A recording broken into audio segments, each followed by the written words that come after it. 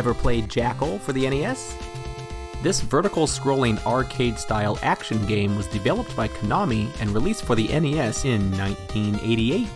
Join the 4 wild jackals: Lieutenant Bob, Sergeant Quinn, Corporal Gray, and Colonel Decker on their Herculean task of freeing American POWs held captive by the Viet Cong. The manual sets the scene well. Infrared satellites soaring miles above Earth have spotted dozens of American prisoners of war trapped on enemy soil. Missing for years, but never forgotten, these men must be brought home. So send in the Jeeps! 1987, Suzuki Samurai 4x4. No, not that piece of 80s awesomeness. We're talking about turret-mounted, grenade-firing military vehicles. Whether it was intentional on the part of Konami or not, there actually is a military vehicle referred to as the Jackal. Properly titled the M-WMIC, or Mobility Weapon Mounted Installation Kit, this off-road beast is produced in Honiton, Devon, UK by Supercat Limited. The Jackal comes factory equipped with a 12.7mm or 50 caliber heavy machine gun, supplemented by a 40mm grenade machine gun capable of taking out darn near anything within 1.5 kilometers at a rate of 350 rounds per minute. In fact, the Jackal was deployed to Afghanistan in 2008. Pretty neat. While it makes sense to design a game based around a really cool vehicle like the M-WMIC/Jackal, one may notice that Konami's representation really doesn't seem to match the specs proclaimed by the vehicle's producer. I got far fewer than 350 rounds per minute with the grenade launcher, and I seriously doubt that these suckers are flying close to a mile. Regardless, we've got a mission to accomplish, one which is sure to make your blood boil. In rapid fashion, a transport helicopter drops our heroes, along with their faithful Jeep Trigger, along the fridges of... Wait, they named the Jeep Trigger? And how could a Jeep be faithful? It's a machine, it does what you tell it to. Whatever. So you're dropped off along the fridges of the Cambodian border. I appreciate the specificity that Konami includes in this game. The player is not fighting against some fictional dictator, or nameless foe, or some alien species. Instead, Konami draws inspiration from what, at the time, was the most recent war in the region, and one in which the United States was very much involved. Even the thing about being dropped off in Cambodia is factually accurate. You are free to move about the screen using the D-pad.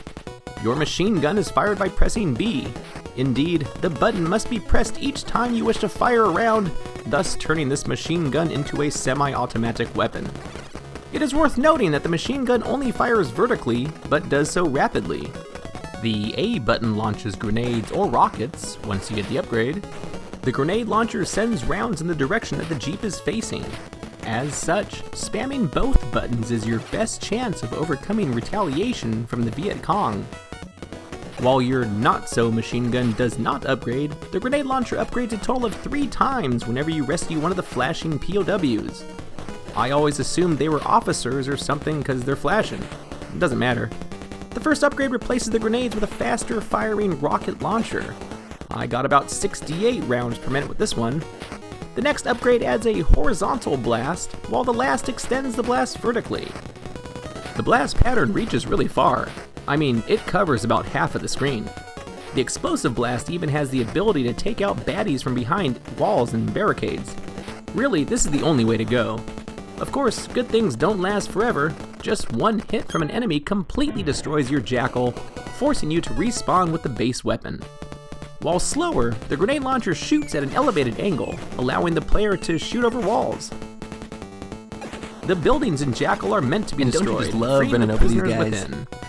And don't you just love running over these guys? It's great. Who doesn't love Troop running over these guys? transportation is essential to your success in Jackal. Who doesn't love running over these guys? Once you're loaded up with an absurd amount of I love running over these POWs, guys. escort them to the helipad where a top-secret stealth helicopter is waiting for extraction. Ah yes, nothing says stealth like a white and green color scheme. Each POW you manage to get to the extraction point will garner 500 points, and points get you extra lives in this game. Usually, just after the helipad, the player will come upon the boss. There are a total of 6 bosses to go along with the 6 levels in this game, and they're all pretty neat. The first boss is probably the least imaginative. 4 blue tanks come at you in succession. Do your best to maneuver your Jackal out of the way of their projectiles. The Jeep drives really well. Just look at these sweet jukes. I suppose it's no wonder, given our driver is none other than IndyCar driver turned mercenary Sergeant Quint. Or is it Corporal Gray? No matter.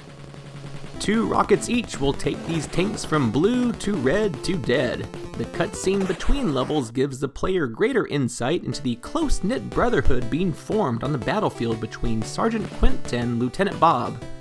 Or is it Colonel Decker and Corporal Gray? Who cares? Did we kill the boss? Yeah! Is the game fun? Yeah! Ready for the next level? Yeah! I never really understood why Konami decided to magically transport the player to Greece for the second level. To my knowledge, nothing in this level resembles Vietnam. The boundaries are divided using what appear to be ancient Greek columns, long in need of repair.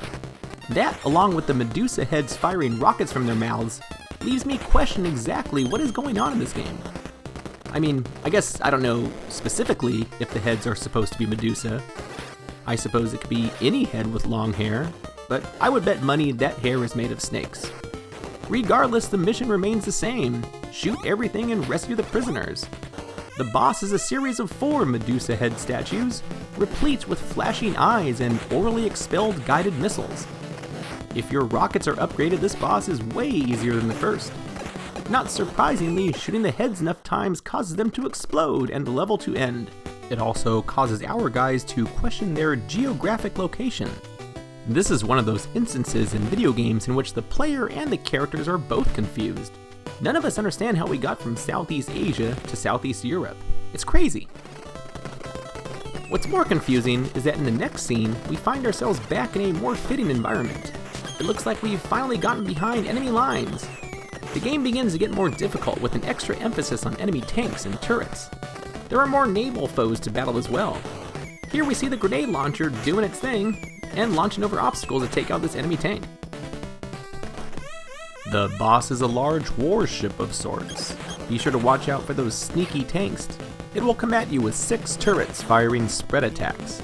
As long as you are attentive and anticipate the attacks, this guy isn't too difficult. Of course, you can only hit the turrets when they're open. And once again, our heroes are confused about something. Turns out you only get the screen if you rescue all the hostages and don't die. Oh well. And now we're back to the jungle. The enemies really start appearing just off screen, or sometimes basically on screen, so it pays to continuously spam both attack buttons. This level also introduces a new foe, the landmine. These are pretty easy to navigate away from, since they will glow rather brightly as you approach. And watch out for these stupid rocks. This is also the only level with a train. Plus, this level has the best music. It's pretty energizing and fits the setting well. Those sirens and change in music serve to notify the player of an approaching boss. This one is a helicopter which fires its weapon at you as it drops off troops and while departing. The troops are not an issue, but dodging bullets may be. Once the helicopter is dispatched, the level ends. Yeah! Continue your journey while facing a greater number of enemies than ever before. This level makes good use of these darker tanks which shoot black projectiles. These have the unfortunate ability of blending in rather well with the dark ground covering. And check this out. There was an enemy tank hiding in this building. As far as I know, that's the only time that happens in the game. Getting over this bridge is a pain. Ugh. The boss consists of a large structure with turrets and bay doors which open and deploy tanks. As long as you take out the 2 central turrets before destroying the bay doors, this boss is pretty easy. The key is to keep the enemies off screen until you're ready to deal with them. Knock out those last turrets and we are done here. Yeah! Yeah! Finally, we've made it. This is the last level and certainly the most difficult. All the enemies are here. The troops, tanks, airplanes dropping bombs, roof-mounted turrets, ground-mounted turrets, helicopters that come out of nowhere. Although I didn't see any landmines. Thank God for small favors. If you lose your upgraded weapon, you're in for some trouble. Luckily, there is a free full upgrade where you need it the most. The area immediately before the boss is a pain. These stupid homing rockets are tricky. You can only hit them while they're firing, but that is nothing compared to this bridge. If you don't have the upgraded missiles, you aren't going to make it. Ah, jeez. I can't get that one on the left. The boundary on the right is bigger than the left, so I just can't get the right angle. Ah, my god. Come on, you stupid. Ah. This is ridiculous. Just take out that guy and drive through. Okay, there's just no way. If I had the fully upgraded weapons, this would be much easier. I seriously cannot get through that wall of bullets. You can drive through and waste all of your lives, or you can be a cheater and load the state you'd saved earlier. Yep, that's the smart thing to do. Now that the bridge is manageable, progress may resume. Watch out for this idiot helicopter. So close. So here's the final boss. There's a lot going on here. The red tanks will continue to spawn throughout the fight. It's necessary to take out the central turret first. Things become much easier after that. The central structure will flash yellow when it's susceptible to your fire. Continue blasting away while keeping the enemy tanks at bay. Soon enough, the entire structure explodes and reveals a giant enemy tank within. This chump only has 2 attacks. He sends a volley of 3 projectiles at you and every now and again fires his main weapon. As long as you keep moving back and forth and firing forward, this sucker doesn't stand much of a chance. Yep, this guy's pretty predictable. Congratulations! Mission accomplished. Enjoy it. Finally, the last of the Viet Cong have been subdued and your imprisoned brethren freed. Well done! Your mission accomplished? Right. Anyway, enjoy a pictorial depicting our heroes engaged in leisurely activities while awaiting the secret stealth helicopter for extraction. Job well done, fellas. Yeah! Yeah! Yeah! Oh yeah! My thoughts exactly. Now let's talk some pros and cons. Alright, pros. Jackal is non-stop action. Baddies and bullets are everywhere. It totally will make your blood boil. The controls are good for what they are. Move and shoot. How hard is that? The sound is acceptable, nothing special. The explosions are pretty satisfying. I really like the music too.